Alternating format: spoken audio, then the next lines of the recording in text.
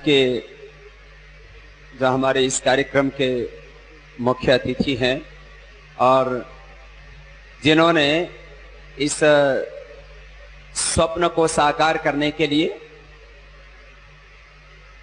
भाभा परमाणु अनुसंधान केंद्र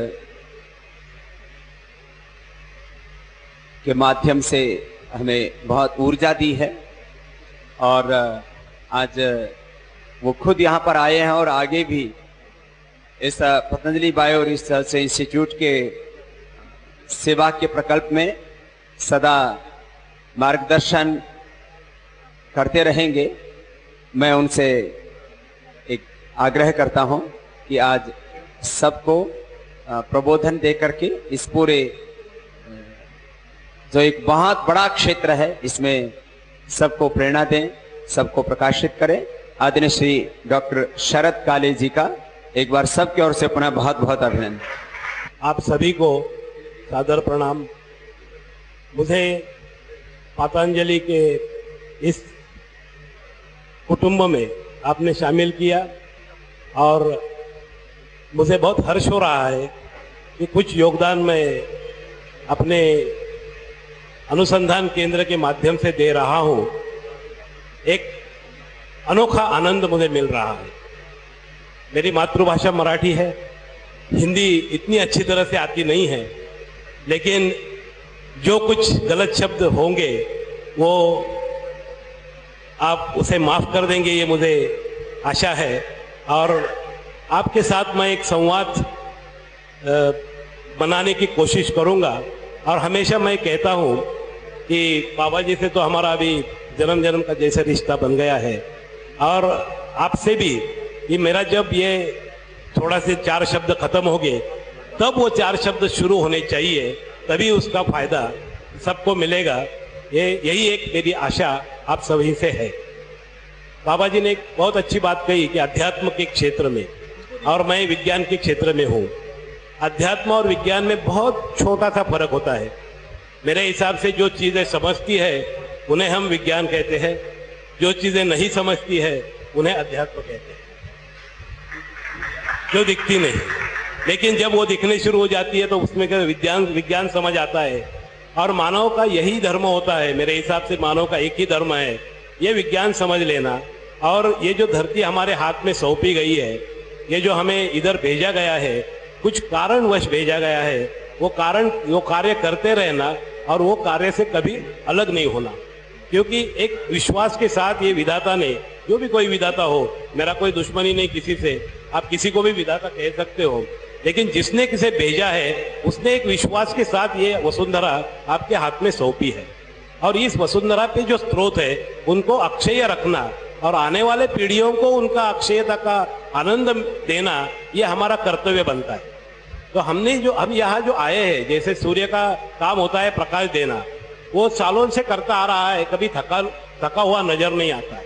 वैसे जितना समय हमें दिया गया है वो सारा समय ये धरती की सेवा करना है। और यही हमारा जो निसर्ग ऋण, इसका जो नाम दिया है मैंने बायोगैस का, उसका निसर्ग ऋण मतलब प्रकृति से लिया हुआ कर्जा प्रकृति को वापस देना। किसी से हम कर्जा लेते हैं तो वो कर्जा वापस देना पड़ता है, सूद के साथ देना पड़ता है। अभी हम जानते नहीं हमें कितना कर्जा दिया हुआ है। एक छोटी सी चीज मैं आपसे पूछता हूँ, हर एक चीज की आजकल पैसे में कीमत होती है, लेकिन पैसे की एक बहुत मर्यादित कीमत होती है। ये जब हमारे ध्यान में आता है तो जीवन का अर्थ बहुत अच्छी तरह से समझ में आता है। अभी हम दूध खरीदते हैं 30 रुपए लीटर, 32 रुपए लीटर होता है दूध। चावल खरीदते हैं 40 रुपए किलो चावल होता है। ये फूलों का गुलदस्ता अगर खरीदना है तो कोई 100-125 रुपए लेते हैं आजकल फूलों के गुलदस्ते के लिए। कोई चीज दुनिया में फुकट नहीं मिलती। बिजली अगर हम इस्तेमाल करते हैं, बिजली का बिल देना पड़ता है। बिजली का बिल नहीं दिया तो बिजली काट दी जाती है। आप में से मुझे एक सवाल करना है कि हमें सबसे ज्यादा अहम महत्वपूर्ण चीज लगती है, वो है हवा। वो हवा हम कितनी इस्तेमाल करते दिन में? कोई बता सकेगा कि हवा कितनी इस्तेमाल करते हैं? शायद यही जवाब आएगा, सर मालूम नहीं है, क्योंकि वो हमें फुकट मिलती है, उसका कोई बिल नहीं देना पड़ता। एक जैव शास्त्रज्ञ होने के नाते मैं आपको बताता हूं, आप कितनी हवा लेते हो। आप दिन में 21,000 बार श्वास लेते हो। अभी रामदेव जी बाबा योगा करते होगे तो थोड़ा कम ज्यादा हो सकता है, लेकिन 21,000 बार बिल्कुल श्वास लेते हो। उसमें आप 17,000 लीटर हवा अपने शरीर में लेते हो। 20% उसमें ऑक्सीजन होती है, तो 3,500 लीटर ऑक्सीजन हमें लगती है। आज की डेट में एक कंपनी बेचती है ऑक्सीजन, इंडियन ऑक्सीजन लिमिटेड, उसकी कीमत अप्रोक्सीमेटली 7,000 रुपए किलो है। मतलब 21,000 रुपए किलो, 21,000 रुपए का ऑक्सीजन हमें लगता है। मेरी हर श्वास की कीमत 1 रुपया है। दूसरा श्वास लिया 1 रुपया है। ये कैसे देना है? और इसे मैं प्रकृति का ऋण कहता हूं, इसे मैं निसर्ग ऋण कहता हूं। ये बिल चुकाना है, सबको चुकाना है। ये कैसे चुकाना है? मेरे एक शिक्षक ने मुझे बताया था। मेरे हाथ में जब हम स्कूल में आए थे, पीपल का पौधा दिया था और बताया था कि आपने ये पौधा इधर लगाना है। मैंने लगा दिया। आज वो पीपल का वृक्ष 48 साल का हुआ है और पीपल का वृक्ष 3 किलोग्राम ऑक्सीजन प्रकृति को रोज वापस देता है। मेरा बिल जा रहा है प्रकृति को ऑक्सीजन का, मेरे शिक्षक दे रहे हैं। ये जो ताली आप दे रहे हैं वह मेरे जो शिक्षक है उनके लिए है। अगर मुझे ताली देनी है, आपसे हाथ के एक वृक्ष लगा दीजिए और उसके ऑक्सीजन प्रकृति को देते रहिए, तब वो आपको मुझे वो ताली मिलेगी। अग्निहोत्र में कहा गया है कि इदम न मम। जब हम आहुति देते हैं तो कहते हैं इदम न मम, ये मेरा नहीं है। लॉर्ड भगवान श्री कृष्ण जो है वो हमें समझाते हैं अहम ब्रह्मास्मि, मैं ब्रह्म हूं। इनके साथ एक और कैरेक्टर मैं जोड़ना चाहता हूं। हमारे मराठी में एक कवयित्री थी, पोएटिस थी, जो कवि थी, और उस कवयित्री को कुछ लिखने नहीं आता था, निरक्षर थी, लेकिन इतनी बहुत अच्छी आसानी से जीवन का अर्थ उन्होंने समझाया। उनका नाम था बहिणाबाई चौधरी। और उनकी जो मराठी में एक सेंटेंस है, मैं मराठी में कह के फिर हिंदी में बताता हूं। वो कहती है, मरण आणि जनन किती रे अंतर, मरण आणि जनन, मृत्यु और जन्म, किती रे अंतर, व्हाट इज द डिफरेंस? अंतर कितना है दोनों में, मरण और जनन? एका श्वासाचं रे अंतर, एक श्वास अलग करता है ये आदमी जिंदा है या मुर्दा है। अगर श्वास ले रहा है आदमी जिंदा है, उसे ईगो है, इसे अहंकार है, इसे प्रेम है, इसे सब, और वो श्वास खत्म हो जाता है, 4 लोग जमा हो जाते हैं और पहुंचाने की बात करना शुरू करते हैं। अभी इदम न मम अहम ब्रह्मास्मि और एका श्वासातरे अंतर, ये एक दूसरे से कैसे जुड़े हैं देखिए, बहुत अच्छी चीज है। कि जब हम इदम न मम कहते हैं तब कोई भी उसके साथ कोई भी विशेष भावनात्मक ये ख्याल न रख करके हम किसी को अर्पण कर रहे हैं। हमारे एटॉमिक स्ट्रक्चर में एक चीज एटम सिखाता है, बहुत अच्छी चीज सिखाता है। एटम क्या, हमारे शरीर में अभी बाबा जी के हाथ में और मेरे हाथ में एक ही मूल तत्व है, कार्बन, हाइड्रोजन, ऑक्सीजन, यही एक ही मूल तत्व है। और ये सब मूल तत्व एटम्स के बने हुए हैं। और ये एटम एक बहुत अहम महत्वपूर्ण चीज सिखाता है कि जब इलेक्ट्रॉन वो देता है तब वो पॉजिटिव बनता है। तो निगेटिविटी देने से आदमी पॉजिटिव बनता है। बहुत बड़ी चीज हमें हमारा ही एटम जो सबसे जिससे हम बने हैं सिखाता है।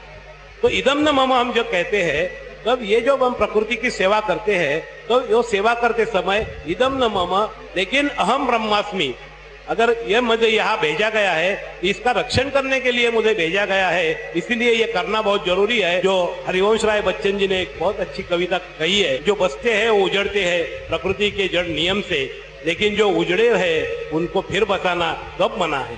और यही मैं आपसे चाहूंगा कि जो उजड़े हैं उनसे फिर बसाना कब मना है।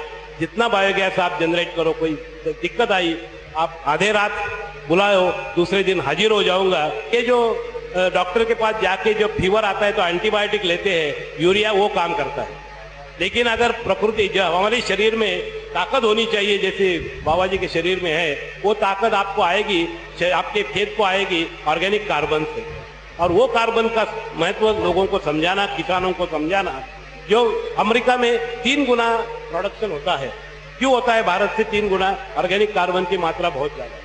सूक्ष्मजीव बढ़ते हैं, सूक्ष्मजीव बढ़ने से जो मूलतत्वों का जो पुनर्चक्रांकन है बहुत अच्छी तरह से होता है, और इसलिए 3 गुना प्रोडक्शन होता है। हमारे यहाँ नहीं होता क्योंकि कार्बन की कमी है। 10,000 साल की परंपरा है इस खेती की, ऑर्गेनिक कार्बन कम होते जा रहा है, रिप्लेस नहीं हो रहा है, ये रिप्लेस करना हमारी जिम्मेदारी है। और यही एक स्वप्न लेके आपके पास आया हूं और ये स्वप्न साकार होते हुए देखते मुझे बहुत आनंद हो रहा है। और आप सबको पुनश्च एक बार हार्दिक प्रणाम करके धन्यवाद देके मुझे बुलाया, आपने बोलने की संधि दी लोगों से, बहुत बहुत धन्यवाद। और जो कोई मदद हमसे चाहिए हम अपने पूरे खुले दिल से आपके लिए खड़े हैं, इंतजार कर रहे हैं कब आप बुलाए और कब हम आए।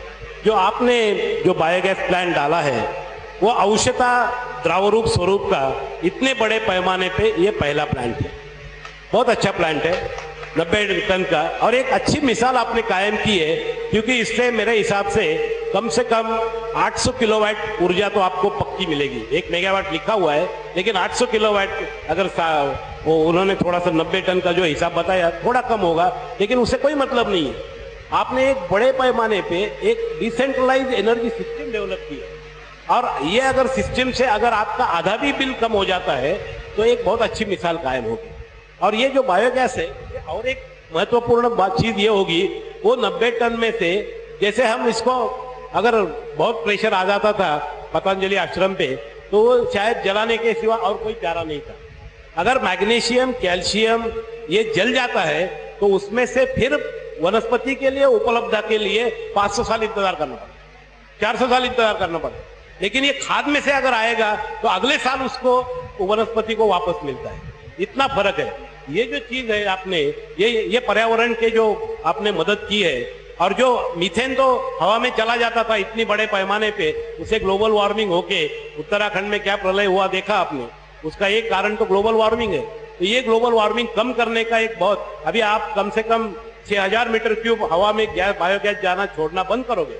अगर वो बंद हो जाएगा तो उसका मतलब है कम से कम आपको 3000 kilogram methane, 3 metric ton of methane आप रोज जलाओगे। 3 मेट्रिक टन का मतलब है 63 metric ton of 63 metric ton का कार्बन डाइऑक्साइड। मतलब कार्बन एमिशन रिडक्शन की जो व्याख्या की गई है उसमें 1 टन कार्बन डाइऑक्साइड का यूनिट माना गया है। तो आपको रोज 63 यूनिट्स मिलेंगे और उसके कितने पैसे मिलेंगे मुझे कोई मतलब नहीं, मेरे लिए पैसे की वैल्यू बहुत कम है, बहुत सीमित है।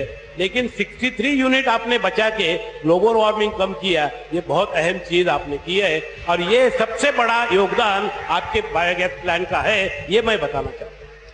उसे बिजली कितनी निकलती है बाय प्रोडक्ट है, मेरे लिए कोई अहम महत्व का नहीं है। खाद कितना निकलता है कोई अहम महत्व, उसका महत्व है अपनी जगह। लेकिन ये जो आपने कार्बन एमिशन रिडक्शन किया है वो बहुत महत्वपूर्ण है, क्योंकि प्रकृति के अक्षयता में वो जुटने वाला है। धन्यवाद।